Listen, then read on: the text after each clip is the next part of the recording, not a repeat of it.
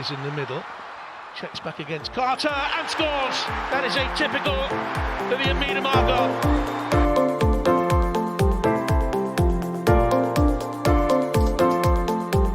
Quickly gets it back again. Oh, what a goal! Well, that sums up her season.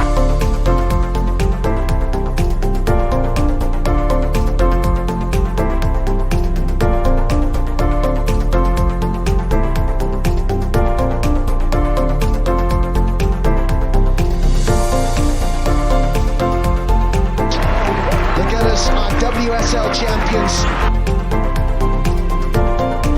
Hello and welcome back to another episode of Vic Akers Wonderland. I am joined by Lottie. How are you? A little bit sunburnt, because that's what happens in the UK when you get a bit of sunshine and you're as white as I am. A little bit sunburnt, a little bit chilled. Yeah, and I'm just glad the sunshine's back. I've been working from home in the beer garden all day. It's been great. It's the start of the spring/summer and someone's been working on the tracks. Adam, how are you? Like Lottie, I'm also sunburnt. One day out on track and I come home with pink raw arms. So still a bit stingy, a bit itchy.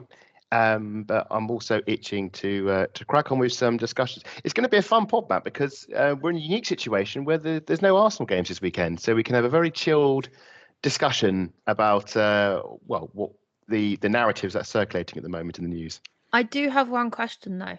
Matt, are you also sunburnt? Are you going to join us in the pod sunburnt crew? Because us English, we burn. Well, not all of us.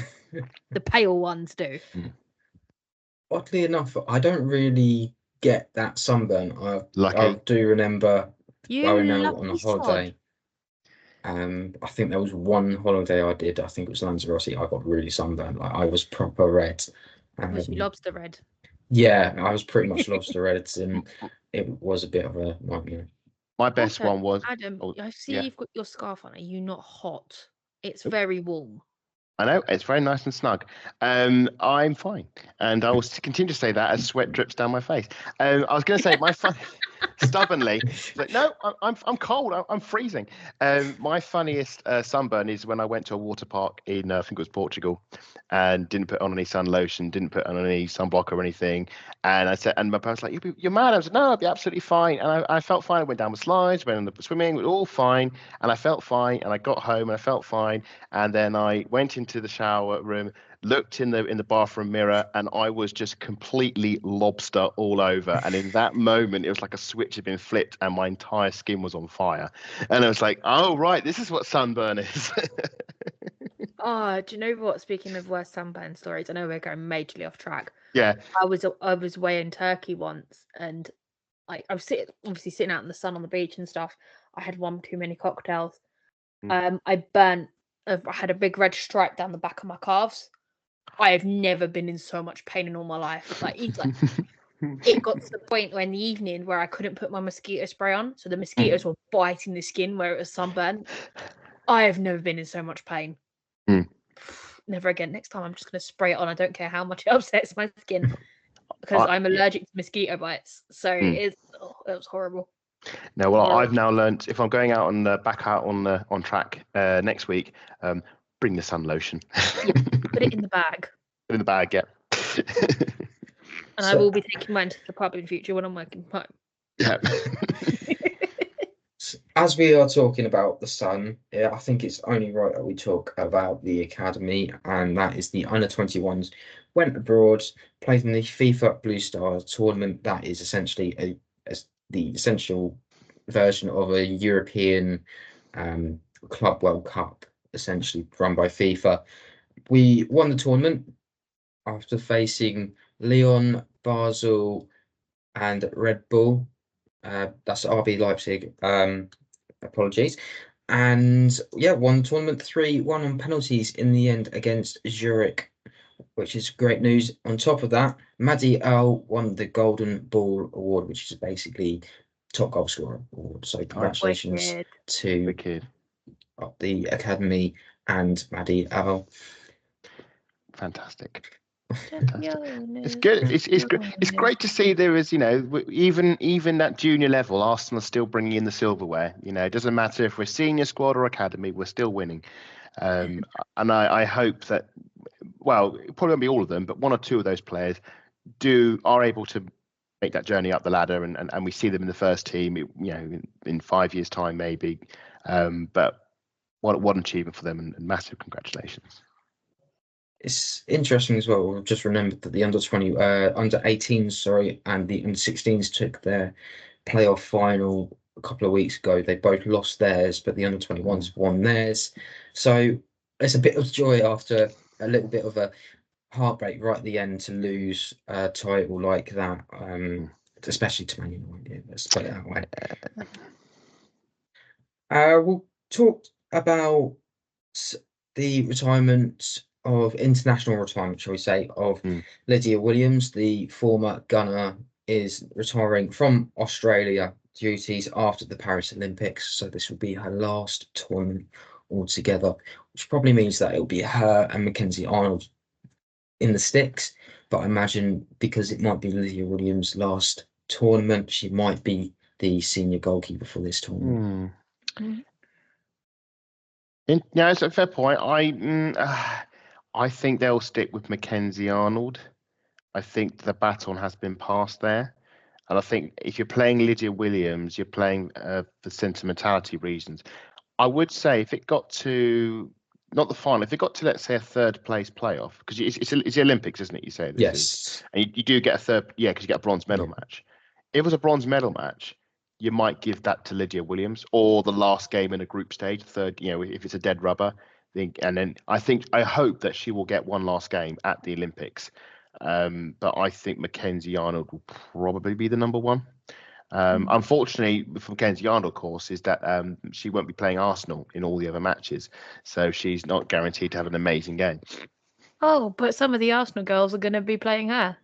Well, they will be playing with. They've got Caitlin Ford, Steph Catley. Well, they're playing with her, but against her. Oh, yeah, So on the other the side. girls are out there. Don't. Yeah. Thing is, I feel like Mackenzie Arnold does bring a different ball game when she's playing for the Tillies.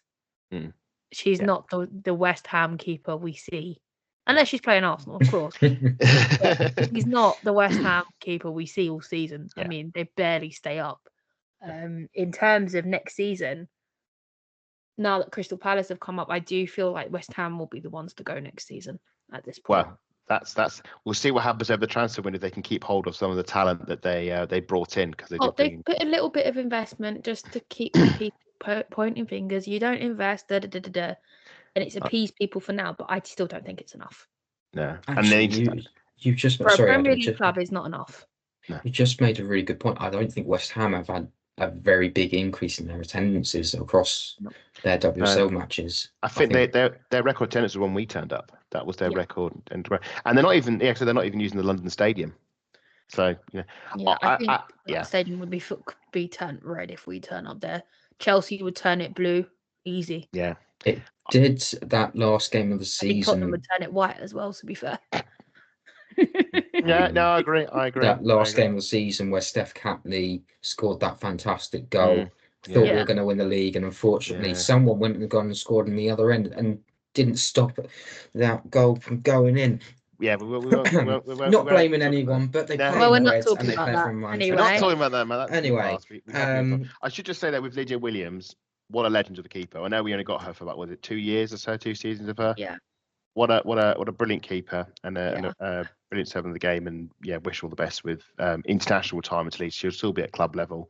But I would say thanks also for giving us 2 really good years at the Arsenal. The WSL Player of the Month award was given out. Adam's already chuckling because he knows this. Lottie is already smiling because of this. Arsenal, Sorry, what's my name? What's my name? I'm going to give it a moment. Let it settle for a second, because Bethany was also on the list. But it was a given to Alessia Russo for Player of the Month. So congratulations to her. Yeah, it was a good April for her. Really good, strong run of form. Got some good goals in against Bristol City, against Leicester City, Everton. I think it's taken, as I said before, it's taken a whole season. I think we're starting to see more of the Russo we wanted throughout the season. She just gets more settled in, and you can if you're listening to the podcast, the Tooney and Russo show, and she talks about having to settle in Arsenal, and how difficult that is. With so many new players there, and she's trying to bond with them and get to know them. I think she said one of her favourite players is I think it's Vic Palova, because they're of a similar sort of age. Funny thing, actually, I should say about that, they mentioned about the initiation thing, and she was told, "Oh no, there's no initiation songs, there's nothing like that." And then she got stitched up on the pre-season. Beth came in with a microphone and stuck it under her face and said, "Go on, introduce yourself to everyone." And she was like, "Ah." So worth tuning in the pod to hear that anecdote. It's very funny. Not everybody takes to Arsenal like Declan Rice. Some of it just take a bit of time. You see flashes of brilliance. So I think maybe April we start to see more of the Rush she wanted, and I think she's on for a best scoring season, club level. It's been a bit of a Kai Havertz season for her. I think settling in. That's the pace we're looking at. But with Kai Havertz, he's obviously rediscovering his Bundesliga form, which I'm loving every minute of. I love Kai Havertz. I'm loving that people are loving him. I'm loving that. I'm just loving that. Do you know what? We shouldn't be. I'm going off a tangent here, but with him, I watched him in the Bundesliga, and I loved him. And I watched Chelsea destroy that man. And then Arteta's piecing him back together, and it just makes me excited. But with Alessia Russo, it's slightly different. She's not here to rebuild herself. She's here to continue and build on what she's done at Man United. Yeah, she's hit the ceiling with that, and now her ceiling's unlimited because she's at the Arsenal. I'm very much looking forward to next season. I think we're giving her a season. I think giving her a season to settle in. Next season's going to be a bit of a wild card. With no Emma Hayes, it's a free for all. Yeah, I know. Especially with the new Chelsea manager coming in, she'll navigate Europe. Okay, I reckon, because that's her bread and butter for me. If we assume it is who we think it's going to be. Oh yes, of course. She's bringing in her whole own team. Rumor has it, but if it is who we think it is, I think they'll navigate Europe okay, but the domestic league will suffer. We'll see. So we'll see what happens. Obviously, we'll talk about this in pre-season a bit more in detail with all the comings and goings, with our transfer shows and things. But yeah. No, congratulations.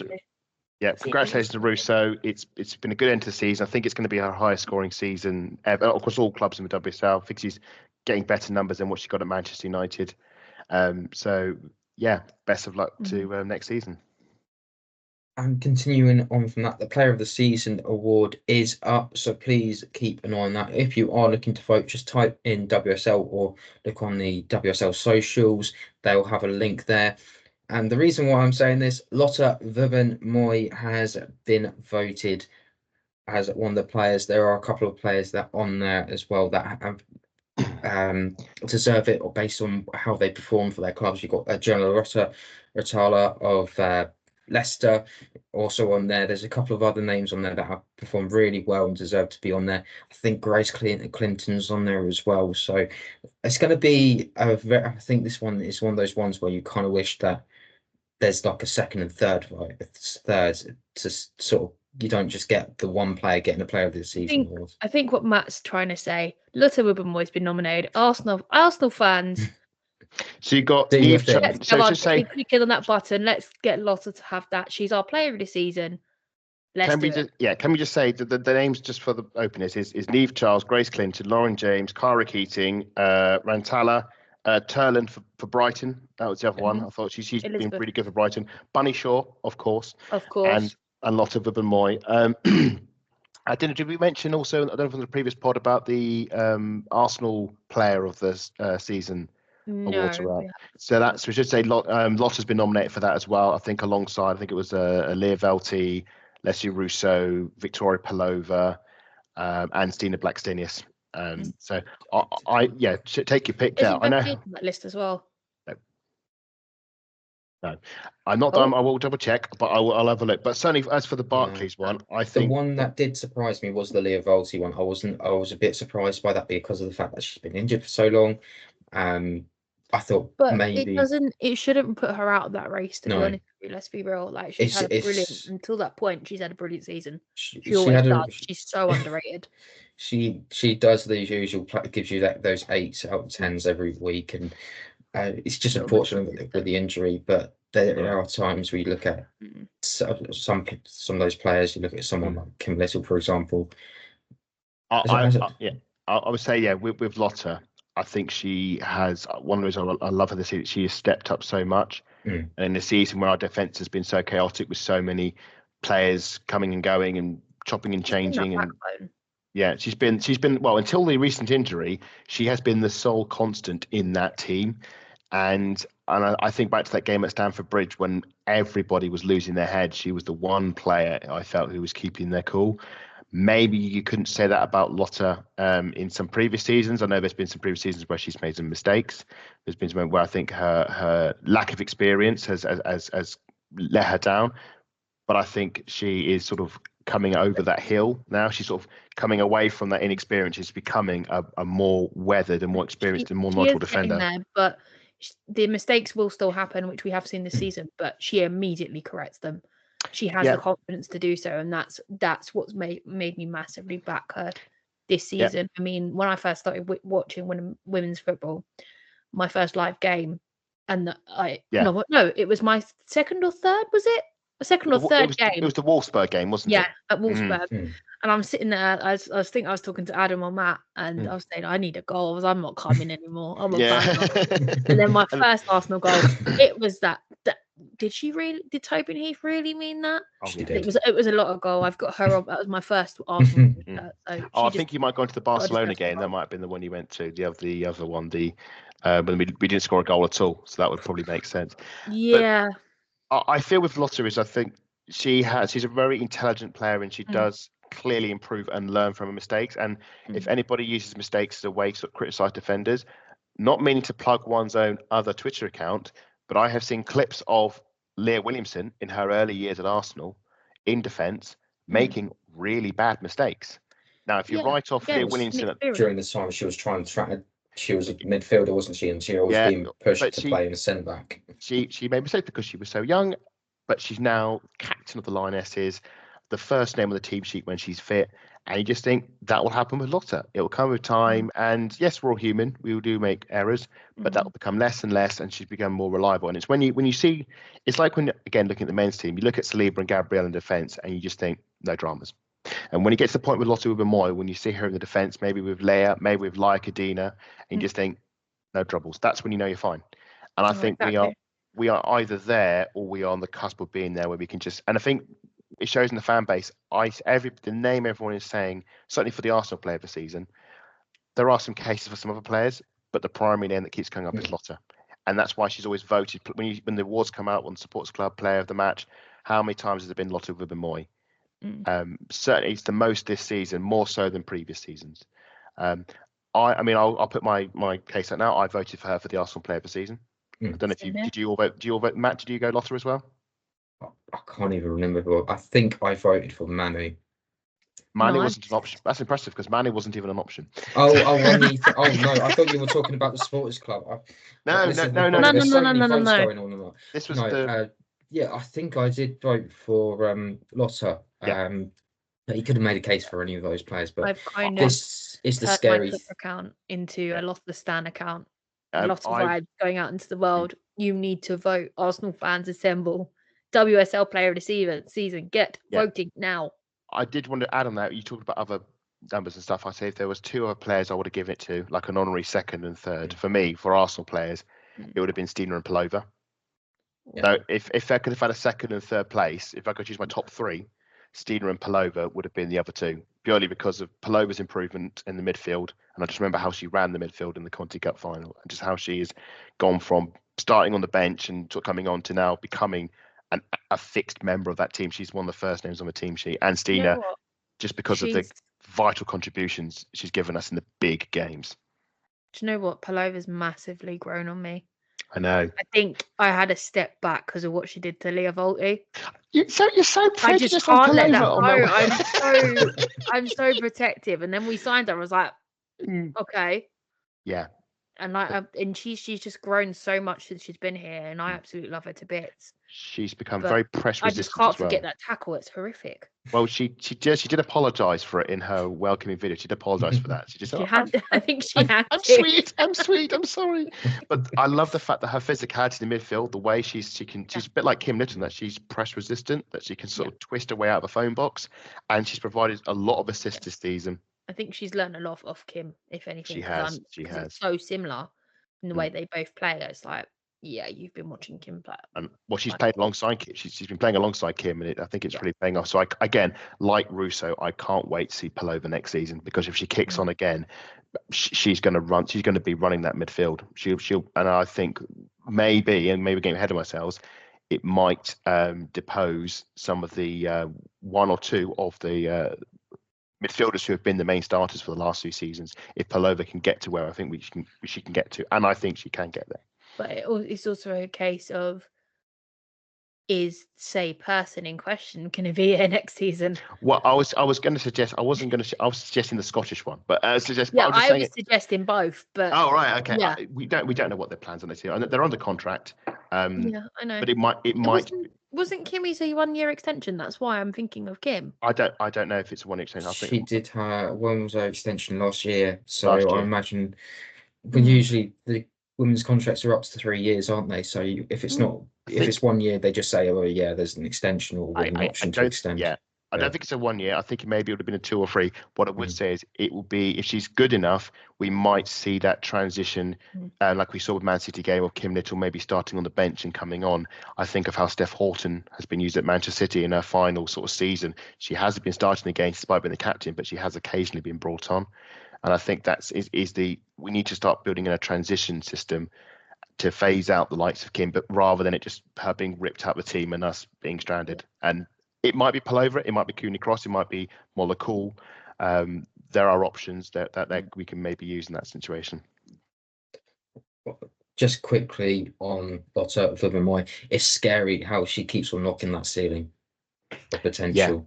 Yeah, I love that she has been with us for so long, and she has remained sort of committed to going out to just. And I am going to be the first person on the team sheet. I'm not just going to be a sub player. She was with us as early as 2017. Her and Anna Patton.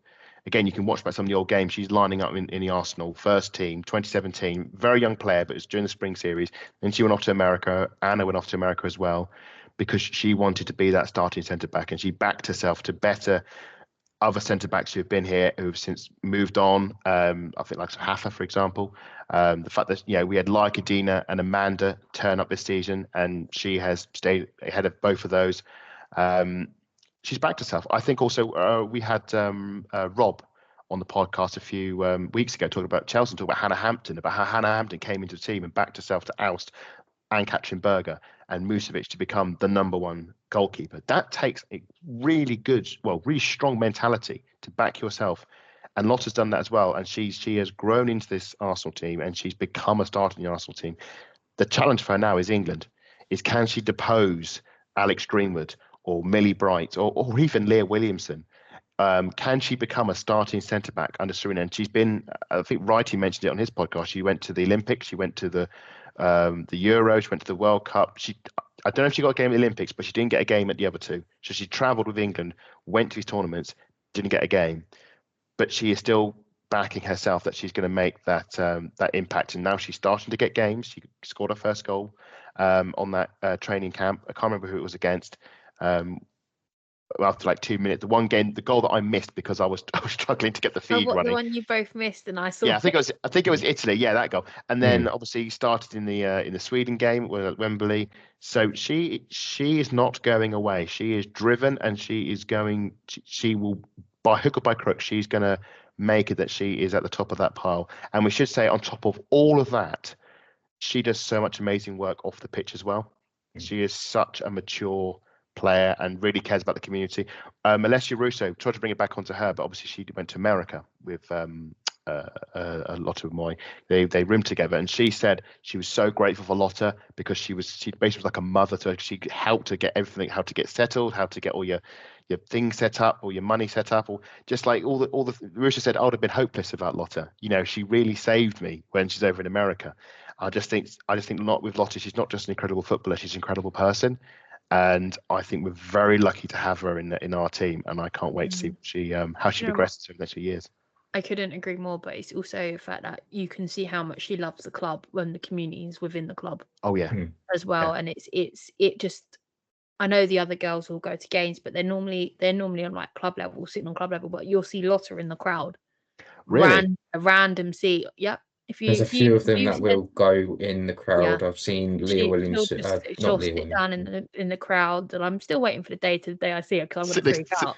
So what have Lotta and Lottie and have the Yeah, I'm still waiting for that picture. I will cry the day I get that picture. But surely now she's going to get recognised. Like if the thing is with Lotta, because she's not in the limelight like Leah Williamson, Viv, Beth. She can still do that normal things like a normal person without being stopped. Yeah. I remember the day that she walked past me when you're walking up to Arsenal and you go onto the bridge, and she walked straight past me and like did you double take? Georgina said, "Oh my god, there's Lotta." We both looked around and went, "Oh my god, I'm not going to chase after her because that's just awkward." Yeah. But it's just nice to see that they can still have some normalcy and still be a part of the club as a fan as well.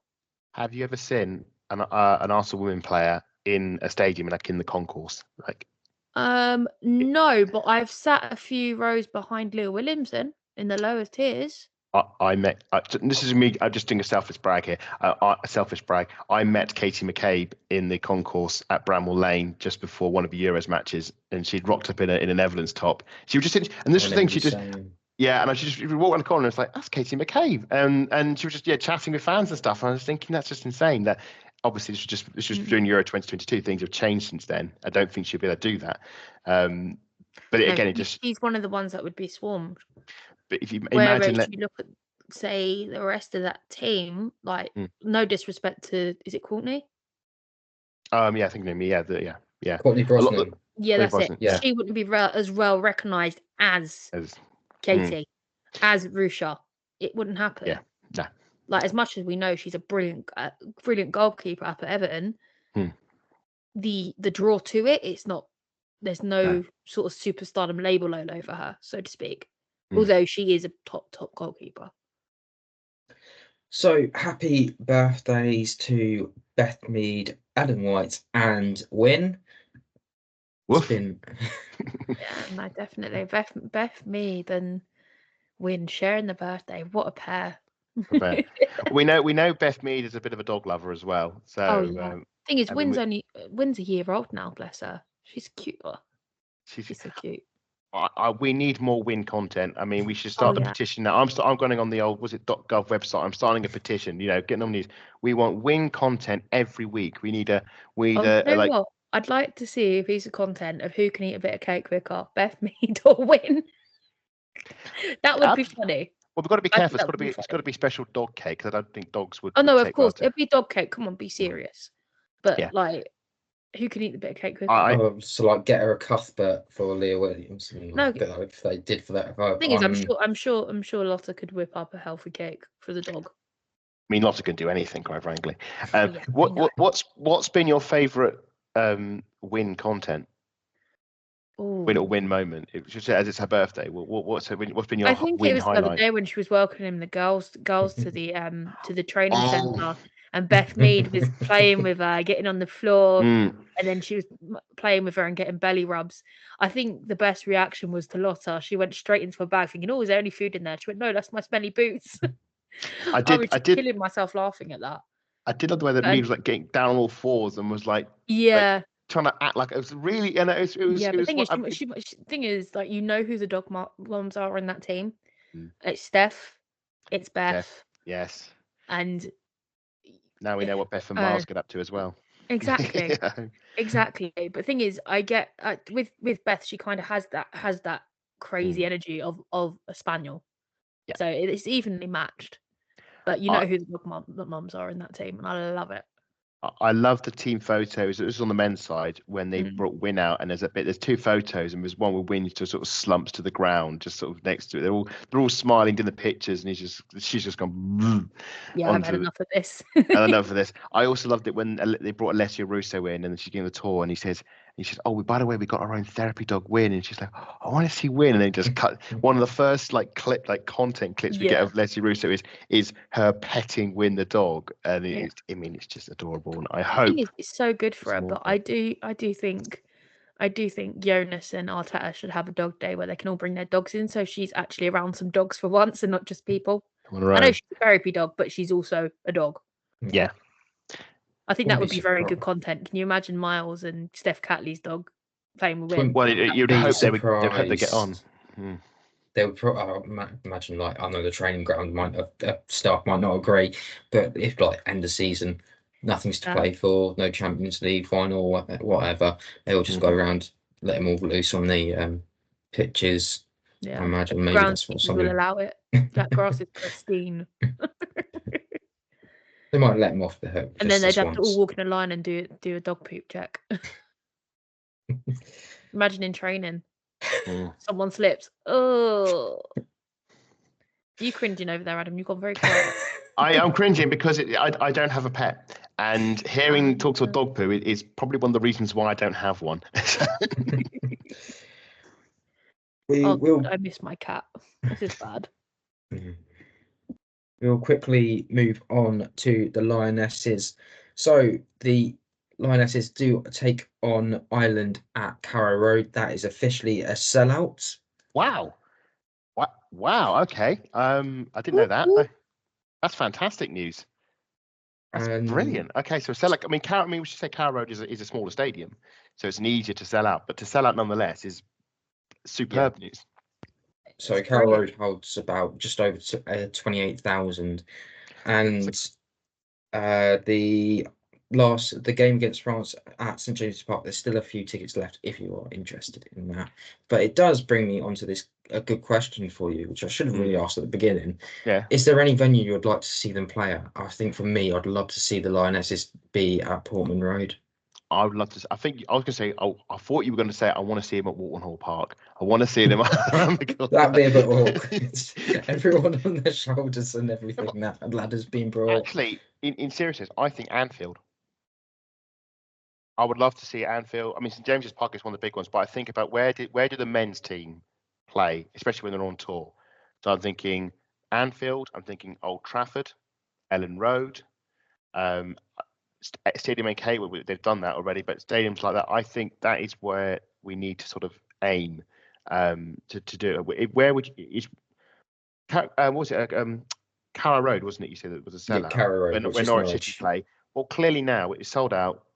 It can no longer cater for the Lioness demand. So we have to move on from Carrow Road, and I think we have to have the attitude of where would you go if it was the men's team and stop maybe. I'm not saying these are bad stadiums. Like the Amex Stadium's a fantastic stadium, but it is a sort of secondary stadium compared to one of the colossal stadiums we have, and we do have quite a few. When the Everton Stadium's finished, games should be held there. That's another stadium where they should be playing the games. So no, I love it. I love that we're selling out, and I want to push to have us played at bigger and better stadiums. The Etihad is another one, obviously. We should be playing it. What do you mean the Etihad? Well, the Etihad, but which means there'll be plenty of room for fans, and obviously more games at Wembley. Yeah.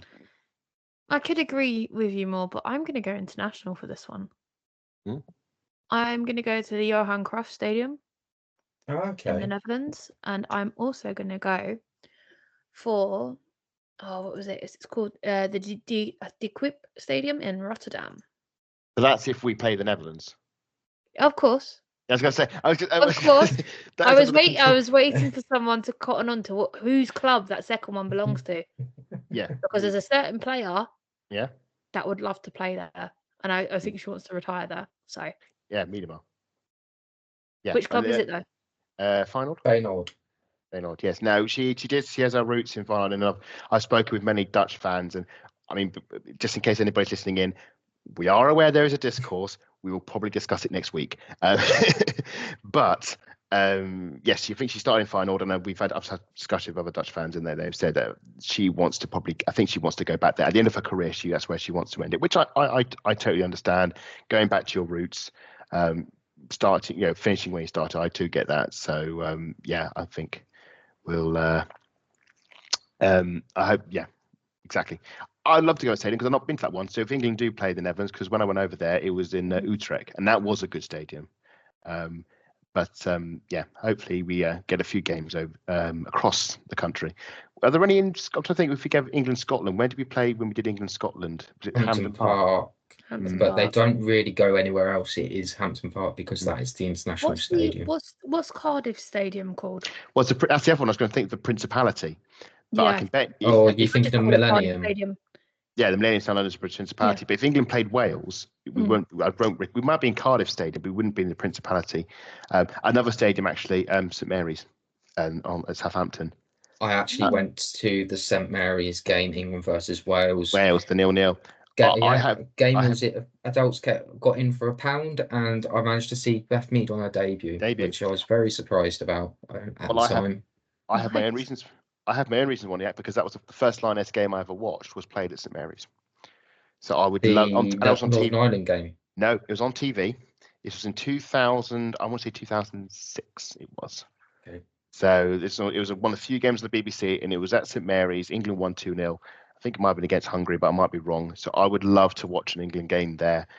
And to feedback what you were saying sort of about Vivian Miedema and Feyenoord, it will be like a coming sort of full circle. And Is there anywhere internationally? Because I went international. I'm just curious. Any international stadiums that you'd like to see the Lionesses play in that Arsenal haven't played in already? Okay, that's cheating because there are a few I've been in. No, it's not. It's okay, a case. There's a case of you've been to Bayern Munich. Yeah. You both. We all have. So we don't need to go there again. I would like to see Lionesses. Okay, Bernabeu. Ooh. I mean, I'm just thinking because I'm going to. Well, I'm not going to Madrid in a few weeks' time. I'm going to Barcelona, but unfortunately, the Camp Nou is being rebuilt. So the Bernabeu will be one. There's some really good stadiums in Portugal after Euro 2004. Think of like Porto Stadium, Lisbon. I'm just going to go for the Champions League stadiums, basically. But this is again back to the original point: is we have evolved beyond playing. What about Italy? Well, I'll be the San Siro or Roma's ground. Or the Juventus ground. I can't say Juventus. They're not using San Siro anymore. Is that gone? Is it? Yeah, they're now they're now sharing another stadium. I did. I was there in November to watch Jorginho score. Pretty in my Girelli shirt, may I add. I didn't have a Jorginho shirt on. I had a Girelli shirt on. Shout out to Jorginho for the contract extension. Thank you very much. I did hear that San Siro was on the way. I didn't know if it actually happened. Yeah, they're not knocking it down though, thankfully, from what I'm hearing. But yeah, for back to the original point, we have moved on beyond playing on a turf, which is, just trying to buy a small fence and one man and his dog watching it from the touchline. We are selling out stadiums. We have to be looking at the main stadium that the men play in, Champions League level stadiums that can handle things like goal line technology and VAR, because we are approaching that now. We're evolving beyond playing at the Keep Moat, playing. Just thinking of the old, like at Barnet, Kenilworth Road, exactly. Kenilworth Road, exactly. The first European Cup final was played at Kenilworth Road. We have moved well beyond that. So I hope that organisers, when we next do qualifiers, think of stadiums with greater capacity. Some of the ones we had at the Euro 2022 that I went to were perfectly adequate, but I think we can do even better. So on to the under-17s. The Euros are kicking off left and right. England have progressed after a 5-1 win against Sweden. It's amazing that England actually managed to win that high against Sweden, because that doesn't happen that much. Were they all the goals in the first half as well? No. Jane Obalva-Woodoo. I'm really sorry. That's already a bad pronunciation. Man C player, isn't it? She plays for Man C. She scored. Her brother's also in the Manchester City academy. Sorry, I saw something about that in the week. She scored after 4 minutes. Omantara Junaid scored. Also a Arsenal player scored in that one. Oh God, here we go again. Isabella Fisher scored a hat trick in that one to finish that off. I was just looking at the Lioness account and it said half-time 5-1, so that's why I assumed all the right. Okay. But I'm just disappointed we didn't finish 10-1 or 10-2. So clearly we took our foot off the gas in the second half. What an incredible performance from our young Lioness under-17s. That's really, really impressive, and hopefully bodes well for the future of our Lionesses, because we've got a pretty good team at the moment. So it's good to see that a conveyor belt is ticking over quite nicely, and there's more talent coming through. Now into the semi-finals alongside France as well. So the next game is tomorrow. That is on BBC iPlayer. Yep. Excuse me. If not, or you are overseas, do check out the UEFA app, or I think it's UEFA.tv, and that's where you'll find the game if you are interested on keeping up with those games. We will also mention that the FIFA World Cup is finally going to get a host in 7 days' time. That means that next podcast on Friday, which will be the Brighton preview, we'll find out who will be hosting the next World Cup in 2027. And then we can start planning our European tour. Woohoo! Well, European tour, World Tour. It'll be a World Tour, won't it? It's World Cup. It'll be a. Yeah, but it's if it's going to the 3 countries, I thought it's going to be a European tour. Well, I think it might go the other way. Or it could be a South American tour, one of the two. We're going into a bit of a debate, so I'll give you all the details. Belgium, Netherlands, and Germany, the trio of European countries, have made bids, as well as Brazil. The US and Mexico also did try to, but they've withdrawn that to aim for the 2031. So that's a choice, Europe or South America.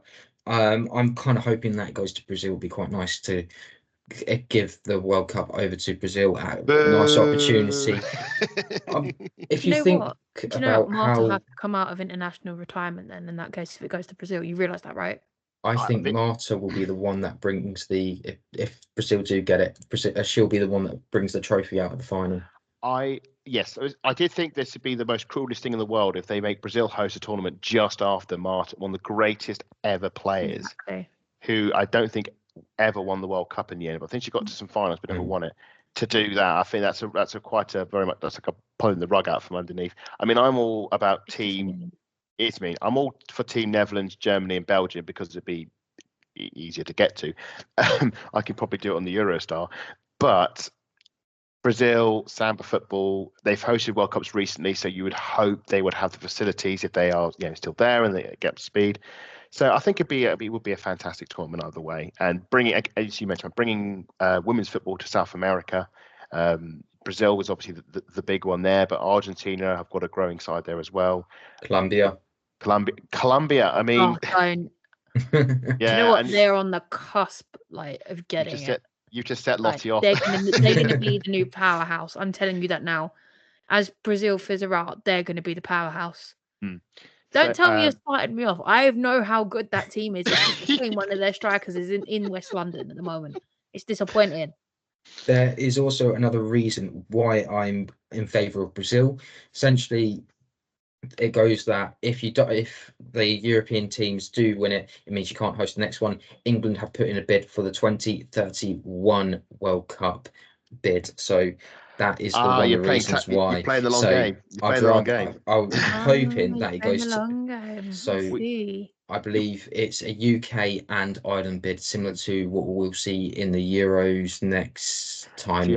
I didn't know about this. Apparently, with the men, I didn't realise this. That's how I'm not up to date with all these sort of things. But we got, I think it's Germany this year with the men's side. Yeah. Apparently, we're hosting the next one. I had no idea. And you might be in luck, Matt, because there was a scoring system done, and apparently Brazil pipped the triple European bid on the scoring. I don't know if it was for visibility. I've got basically it's a risk assessment. So those that don't know, you low or high.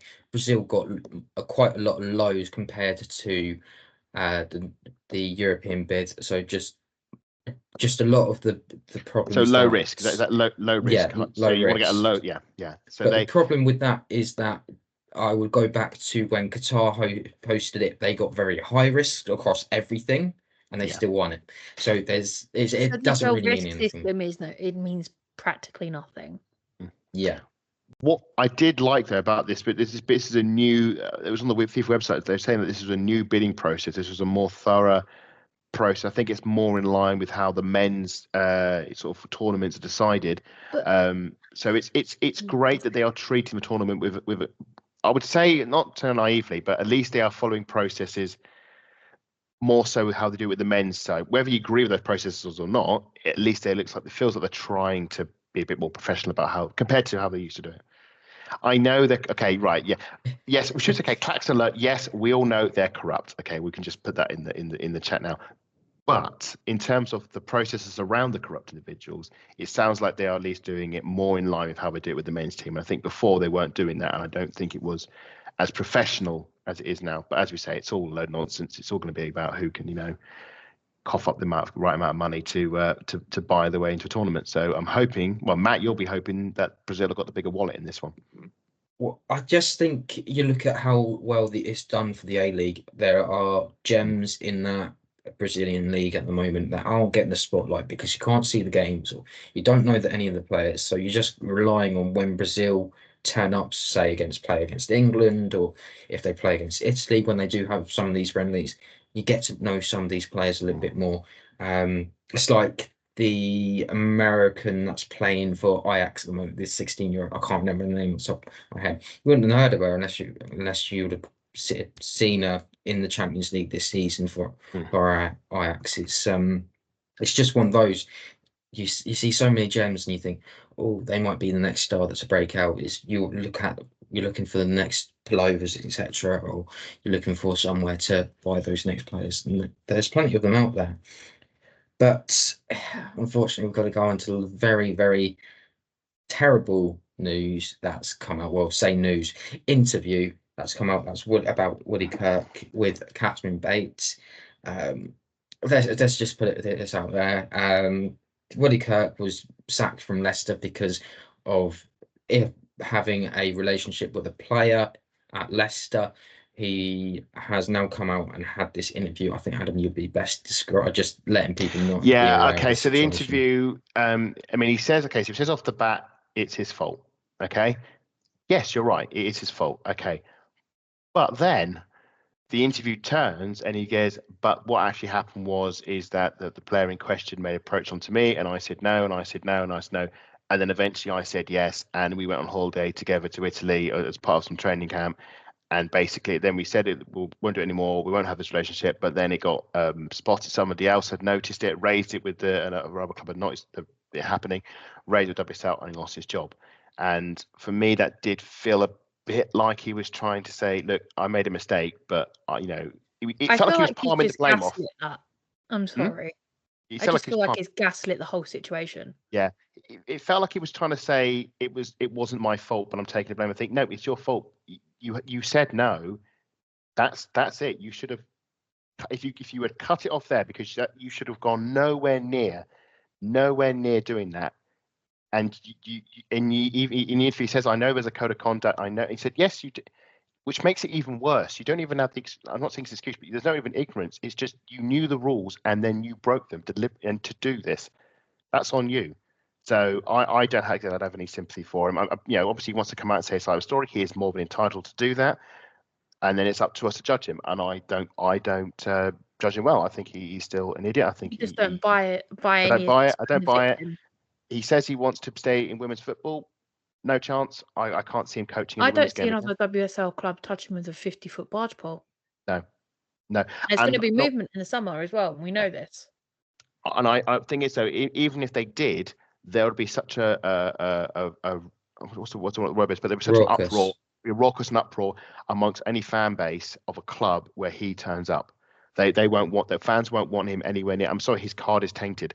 He said he owns up. He's trying to go people. Whatever you believe in his story, whether it be truth or lie, it's not going to change anything. His career is over. His women's career is over. His career in women's football is pretty much over. He's not going to get a job anywhere. The fans are going to want to protect their players, and that's that at the end of the day. And now clubs are going to have to seriously consider that, because he can do it again. And it's like, oh, I said no, but you said yes in the end, and now you had this whole power trip. Absolutely, but you should there's have. two sides to this story. It's also the person in question's fault as well. It's a two-way thing. We can't just be sitting here pointing fingers. Oh, it's Willie Kirk. It's Willie Kirk. No, it was a two-way street. If she engaged in this first, she has caused this situation. But he should have been the adult, the proper adult in this situation, and said no. And he stuck to his guns. He should have said no, and then he should have probably if she was repeating, repeatedly trying to make moves, he should have cut it off at the source. He should have either, sacked her from the club, disciplined her, said, no, this is wrong. And he didn't. He as I mean, not to go all biblical here, but he gave into temptation. Yeah. And now he must carry the can for that. Yeah. And take responsibility for what you've done in the story. And you've gaslit that situation. Yeah. So look, I'm taking responsibility, but I'm not really taking responsibility. No. And he says he has anger and he says he has hate. And I think, no, what it is you're just angry with yourself because you knew he's angry at his core, and he's angry because he knows better. This isn't somebody walking into this blindly naive. And I think also, given what happened with the previous letter man, was it Jonathan Morgan? Morgan, yes. Yeah. And especially the fact that he did that after coming from Sheffield United. Sorry, go on, Adam. The moment that came public, he's toast, because the moment that went public, everybody's going to be on the watch to say who else is out there. And I'm sorry, the moment that happens, everyone's on such a higher alert to anything suspicious like that. Yeah, he only has himself to blame. Would be the same reaction like if it was Emma Hayes. Well, that is my question, because he's a man. Do you know what I mean? I'm not sticking up for him. It's the whole man label that's my issue, and it's a woman. Doesn't matter who's the coach. We should have the same energy for both. I would hope that the energy is the same, because it is not because it is an elder person taking advantage of a younger person, and it's also somebody where there is going to be a clear conflict of interest. I would hope if such a thing surfaced, if there was ever anything, and not just Emma Hayes, I will pin this at any other. If it was Carla Ward, if it was the Bristol City manager, I believe it should pay no exception to status in the game. It should be no exception to where your team is in the league. It should be no exception to what gender you are. You are a position of power. That power is you should respect that position of power, and you should not either exploit or allow people to exploit it. You have to have that line in the sand where it's me and it's them, and nothing crosses that line. And I think we've had now 2 incidences, sadly, in the last year where that line has been crossed, and I have no doubt, and not just about across like all of women's football, there are probably other lines being crossed, sadly, and we won't know about them until it's too late. Yeah, and it's revealed publicly. And we should also say, you mentioned about the public, and Matt, because you mentioned this as well. Please, people, don't start putting on your deer stalkers and playing Sherlock or playing Poirot and trying to work out who the player is, because that is wrong. Willie Kirk has been punished for it. Do not try and work out who this player is. It's absolutely the wrong direction to take, because that's actually dangerous.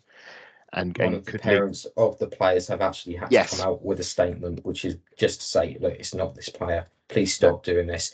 Give them the space, but at the same time, be just aware that you could be affecting lives. You don't know how it's going to affect them. Yeah. Look back to, I'm really sorry, I can't remember the Sheffield United player that unfortunately lost it a lot. I've decided to commit suicide. Maddie Cusack? Yes, thank you. Because of these sort of situations came across. So just be careful with what you're doing and saying, not just online. But sorry, Lottie, you look really like you wanted to say something there. No. I was going to say, also add to that is just on the interview Willie Kirk says, and to sort of just prove how empty his entire argument is that despite this sort of trying to, I feel a bit sort of like almost pity mining, saying it wasn't me, it was her, and despite the fact he's acknowledged it was all inappropriate and all this stuff, he is still in a relationship with this player. And he said that on multiple times. He said, I broke up with my ex-wife, a year ago or so, and he said in the interview he's still in a relationship person. Well, if you really thought it was that bad, then you would have ended it there. Just, so exactly, yeah. And I think that's going to be the rest of it's for this podcast.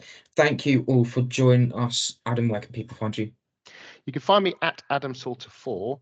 And you can also keep up to date with all the upcoming archive videos that are going to be coming out throughout the summer off season. at the Arsenal Women Archive, at the AW Archive.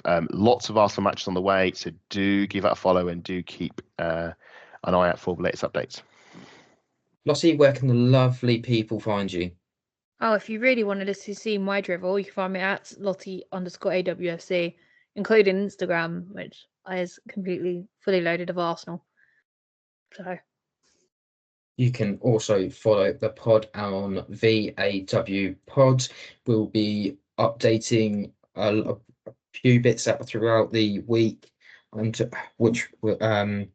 and you can also follow me at MattLR28. It's oh my god, I've done it wrong. At LR28. Let's try that again.